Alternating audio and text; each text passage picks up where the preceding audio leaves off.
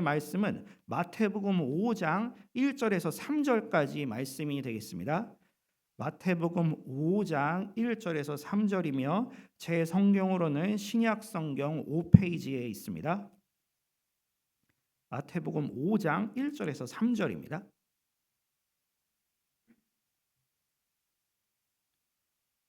그러면 다 찾으신 줄로 믿고 합독하도록 하겠습니다. 예수께서 무리를 보시고 산에 올라가 앉으시니 제자들이 나아온지라. 입을 열어 가르쳐 이르시되 심령이 가난한 자는 복이 있나니 천국이 그들의 것이며. 아멘. 이 시간에는 담임 목사님께서 나오셔서 심령이 가난하면 행복하다라는 제목으로 말씀 전하실 때 큰 은혜 받으시길 바랍니다.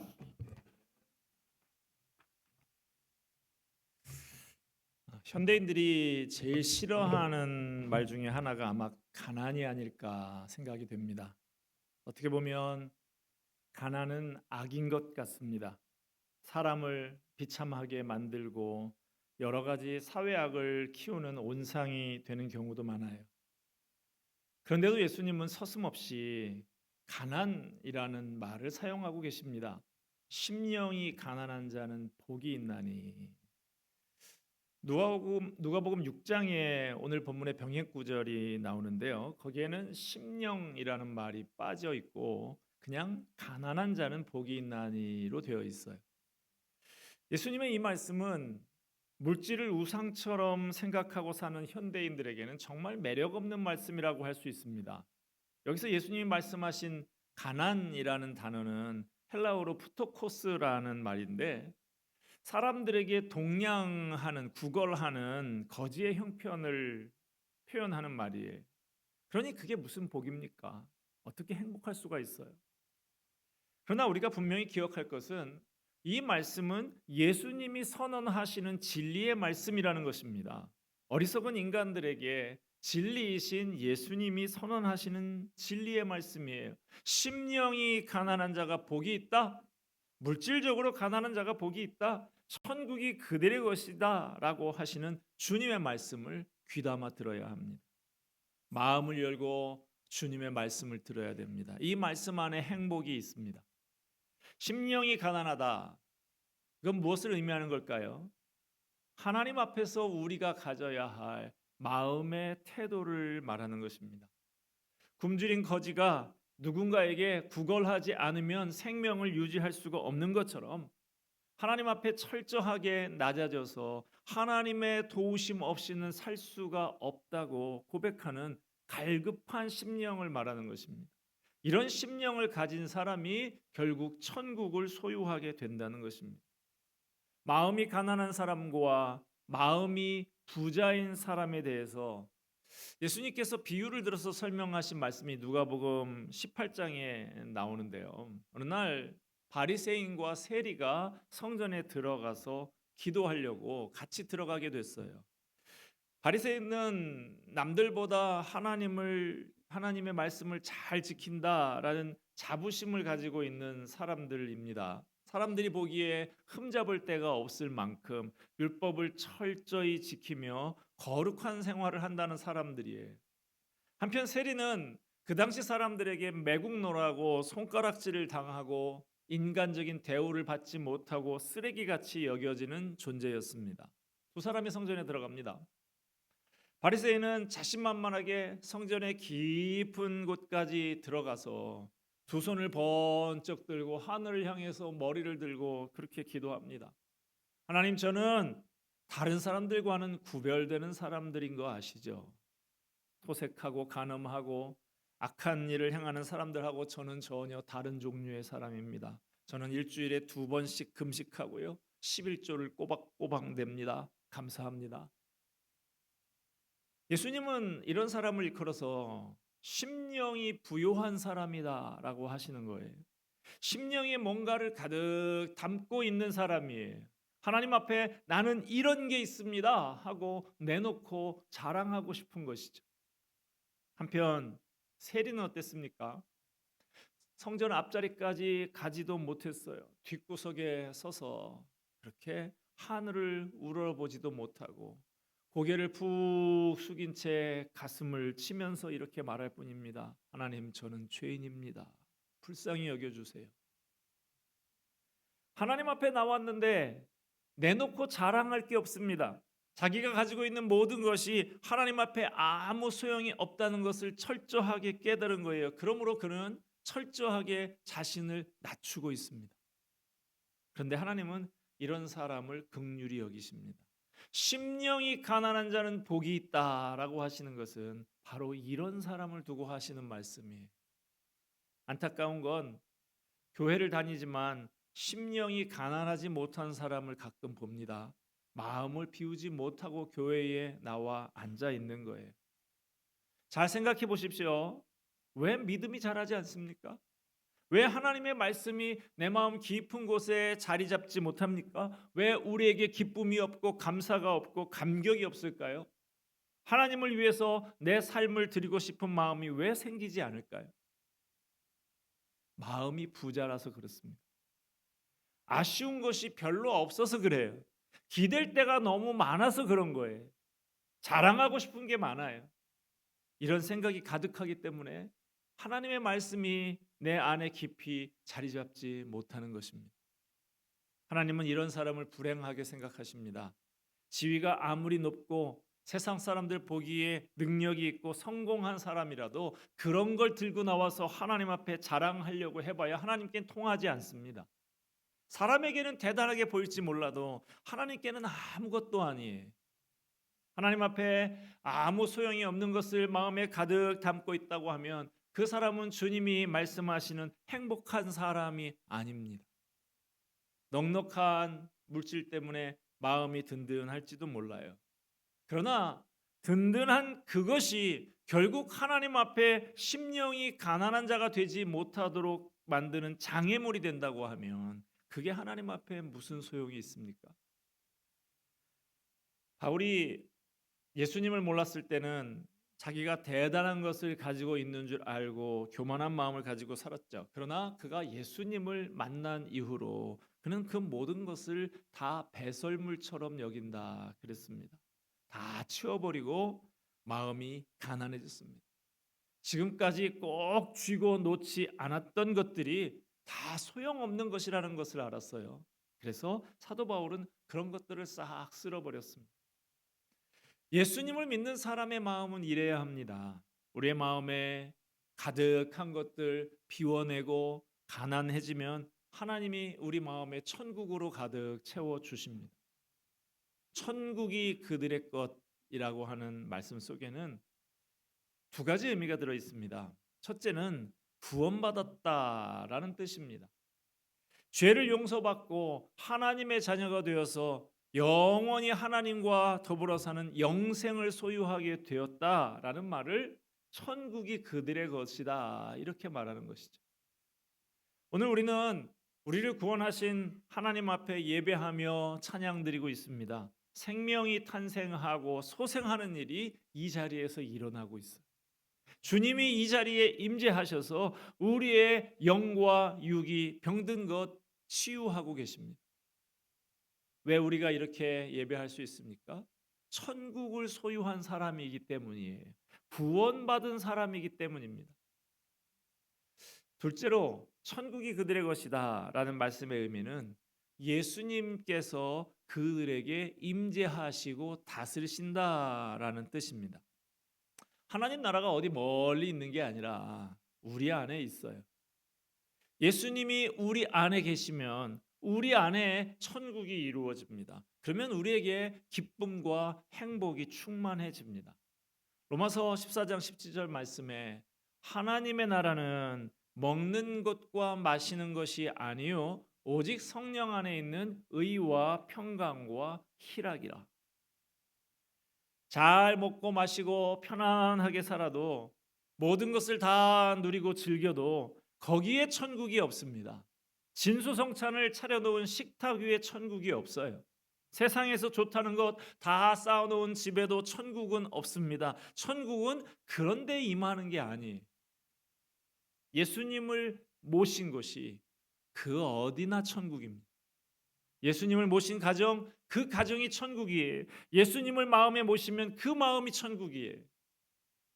주님이 다스리시는 천국이 임하면 세상이 줄 수 없는 평안이 임합니다. 돈에 기댈 때 느끼지 못한 평안, 남편에게 기댈 때 느끼지 못한 평안, 자식에게 기댈 때도 느끼지 못한 평안을 주님이 내 안에 임재하여 다스리시면 그런 평안을 경험하게 됩니다. 주님이 다스리시는 천국이 임하면 세상이 알 수 없는 기쁨을 누립니다. 사람들이 보기에는 기뻐할 일이 없는 것 같아도 마음 깊은 곳에 기쁨이 있고 행복이 있습니다. 예수님이 다스리시는 마음이에요. 강단 위에서 보면요, 목사님이 지금 뭐 열심히 설교를 뭐 원래 떠올리면서 설교하느라고 우리를 다 보시겠는가 이렇게 생각하실 수 있지만 다 보입니다. 어떤 때는 이 손 밑에서 휴대폰을 붙잡고 있구나 이런 것까지 보일 때가 있어요.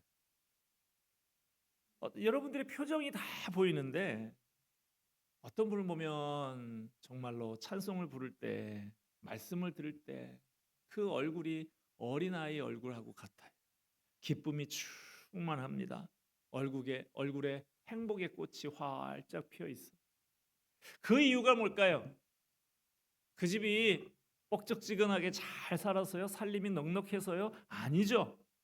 그 마음에 천국이 있어서 그래. 의와 평강과 희락이 넘치는 하나님의 나라가 그 마음에 있어서 그렇습니다. 아무도 빼앗아가지 못하는 평강이 그 안에 있어서 그런 것입니다. 이 시간 우리 마음에 예수님이 임재하여 다스리시는 천국의 행복이 가득하기를 축복합니다. 혹시 여러분 이 자리에 나오시면서 마음에 여러 가지 복잡한 생각을 가지고 가라앉은 기분으로 나오신 분이 있는지도 모르겠습니다. 여러분, 예수님의 진리의 말씀을 들으시기를 바랍니다. 심령이 가난한 사람이 행복하다고 하십니다. 세상의 헛된 것 다 비우고 내려놓고 마음의 천국을 소유한 사람이 행복합니다. 세상이 줄 수 없고 세상은 알 수도 없는 이 행복을 소유한 여러분이 되시기를 바랍니다. 서두에 말씀드린 대로 누가복음의 6장에 나오는 이 병행 구절에 보면 마태복음에 있는 심령이라는 말이 빠져 있습니다. 누가복음 6장 20절 가난한 자는 복이 있나니 하나님의 나라가 너희 것이며 이 말씀을 들으면 마치 가난이 복이다라고 하시는 것 같아요. 거꾸로 뒤집으면 부유한 것은 복이 아니고 저주라고 하시는 것 같습니다. 그러나 예수님은 가난을 선이라고 말씀하신 적이 없습니다. 가난을 미워하거나 가난해야 구원받을 수 있다고 하시지 않았어요. 부자를 문전박대하신 일도 없습니다. 예수님은 금욕주의자가 아니었어요. 오히려 어느 때는 먹고 마시고 하는 것을 탐하는 사람이라는 비난을 받기까지 하셨습니다. 그런데 어떻게 가난한 자가 복이 있다라고 말씀하시는 걸까요? 예수님은 가난한 자에게 복음을 전하기 위해서 오셨습니다. 예수님의 말씀을 들으려고 구름대같이 모인 사람들 대부분이 가난한 사람들이었어요. 예수님을 따르는 사람들 중에는 가난한 사람들이 많이 있었습니다. 그 당시에도 지금과 마찬가지로 돈을 많이 벌어서 부자로 살고 싶다고 하면 불의와 타협해야 하는 구조적인 악이 있었습니다. 그러므로 당시 사람들은 선택해야 됐어요. 불의와 짝하면서 부유하게 살 것인가? 아니면 불의와 결별하고 가난하지만 하나님과 깊은 관계를 맺는 경건한 생활을 할 것인가? 둘 중에 하나를 선택해야 했어요. 히브리어로 아니라고 부르는 사람들이 있습니다. 베다니라고 하는 것이 이 아니가 사는 사람들, 가난한 사람들의 마을 이런 뜻인데 경건한 사람들이에요. 우리식으로 말하자고 하면 청빈 이게 아니입니다. 이들은 차라리 가난하게 살면서 하나님과 더 깊은 관계를 맺기로 결심한 사람들이었어요. 요셉, 나사로, 사가랴, 예수님이 세상에 오실 때 영접했던 소수의 사람들, 이들은 대개 가난한 사람들이었습니다. 예수님은 가난한 자가 복이 있다라고 말씀하십니다. 그 이유는 가난한 사람은 부자보다 예수님을 믿기가 상대적으로 쉽기 때문이에요. 지금도 교회 안에는 가난한 사람들이 많이 있습니다. 저의 경우를 봐도 마찬가지예요. 제가 부유한 집에 태어나서 어려서부터 돈 걱정 하나도 하지 않고 원하는 대로 다 하고 그렇게 살 수 있었다고 하면 아마 예수님을 안 믿었을지도 모르겠습니다. 목사가 되지 않았을지도 몰라요. 제가 초등학교 시절에 그 당시에 지금도 기억이 나는데 육성회비라고 월사금 이렇게 내는 450원, 한 달에 450원, 1년이면 5,400원인데 그거 제대로 제때 못 내지를 못해 가지고 선생님이 부모님 모셔와라 그러는 일이 여러 번 있었어요. 저희 부모님이 뭐 돈이 있는데 안 주는 게 아니라 없어서 못 주는 거 제가 뻔히 아는데 괜히 그거 해봐야 부모님 마음 아프게 해드리고 싶지 않아서 집에다 말하지 않고 몇 번 말 안 들으면 이제 매를 맞죠. 그 당시에 30cm 대나무 자 그걸 가지고 좀 좋은 선생님은 이렇게 넓은 면으로 손바닥을 이렇게 때리는데 조금 악한 선생님은 이 손등을 대라 그래가지고 이 대나무 자를 이렇게 세워가지고 이렇게 치면 여기에 피멍이 막 듭니다. 아프더라고요.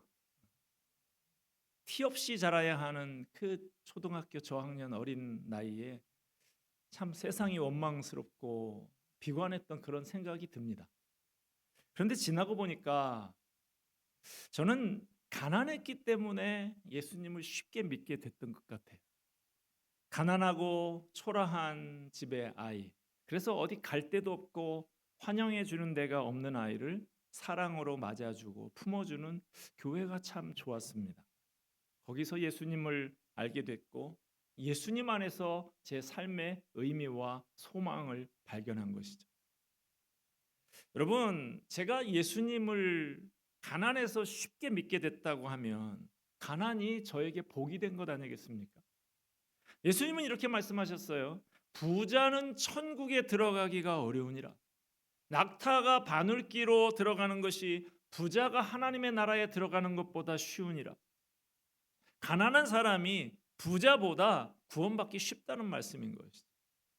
여러분 중에도 저처럼 가난한 집에서 태어나서 예수님밖에는 삶의 의미와 소망을 찾을 수가 없어서 예수님을 믿게 된 사람이 있다고 하면 예수님께 감사하시기를 바랍니다. 가난한 사람은 부자보다 마음을 쉽게 비울 수가 있어요. 가난한 사람이 심령도 가난해지기가 쉽다는 말인 것이죠.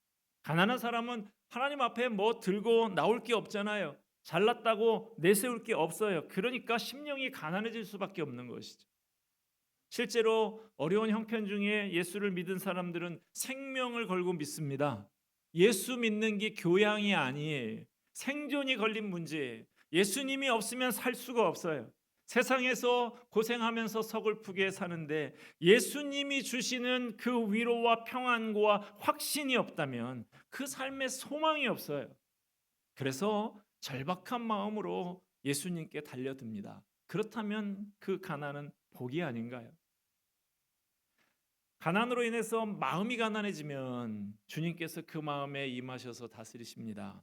인자하신 예수님께서 넉넉하지 못한 살림 때문에 얼굴에 주름이 지고 자기도 모르게 한숨이 나오는 가난한 심령을 포근히 안아주십니다. 이것은 세상 사람들은 모르는 행복이에요. 예전에 말씀드린 적이 있었던 제 선배 김석준 선교사라고 하는 분, 지금 저 홍콩에서 사역하고 계신데 청년 시절에 그 선배가 저보다 한 6살 정도 선배 되는 분인데 그 산동네 달동네 골목을 뛰어다니면서 일일 공부라고 하는 그 어린이 학습지 그것을 돌리면서 돈이 부족해서 그 밥값도 아까워서 보름달빵이라고 하는 그 당시에 그 빵 한 개에다가 물 한 컵 그렇게 끼니를 때우면서 살면서도 주님이 주신 비전, 그걸 품고 꿋꿋이 미래를 준비하던 그 선배의 모습, 제게도 큰 위로가 되고 힘이 되었던 기억이 납니다. 여러분, 가난하다고 다 불행합니까? 돈이 없어서 눈물겹게 살아가는 현실이 안타깝기는 하지요. 그러나 그 마음에 예수님을 모시고 사는 사람은 겉으로는 초라할지 몰라도 속은 달라요. 진정한 행복은 겉보기에 화려한 데 있지 않습니다. 우리의 마음이 가난해지면 거기에 천국이 임합니다. 예수님이 다스리시도록 내 마음을 비워놓으면 거기에 진정한 행복이 찾아옵니다. 물론 돈 자체가 악은 아니에요. 돈을 많이 벌고 가지고 하는 것이 잘못된 것은 아닙니다. 그러나 물질이 주님 앞에 가는 데에 장애가 된다면, 물질이 내 마음에 예수님을 모시는 데 장애가 된다면, 물질이 천국을 내 마음에 소유하게 하는 데에 장애가 된다고 하면 불행한 것이죠. 돈은 적당히 가지면 됩니다. 성경에는 일용할 양식이면 족하다라고 합니다. 물론 현대인에게 있어서 일용할 양식이라는 게 꼭 하루 먹고 살 양식을 의미하는 것만은 아니죠. 아이들 공부도 가르쳐야 하고 부모도 모셔야 하고 사람 노릇 하려고 하면 어느 정도 물질이 필요한 것이 사실이죠. 그래도 너무 많이 가지려고 욕심내고 악착같이 돈 모으려고 눈이 벌겋게 되지는 마십시오. 이 정도면 족하다라고 생각을 하세요. 행복은 재산이 늘어나면서 함께 커지는 것이 아닙니다. 로버트 우스터라는 교수가 전 세계의 54개국을 대상으로 해서 어느 나라 국민들이 가장 행복하다고 느끼는지 행복 지수를 조사한 적이 있습니다. 그 결과 예상외로 세계에서 가장 가난한 나라 중에 하나인 방글라데시 사람들이 1위로 나왔다는 것이죠. 그러면 이 54개국 중에서 미국은 몇 번째쯤 될까요? 46번째. 한국은요? 23번째.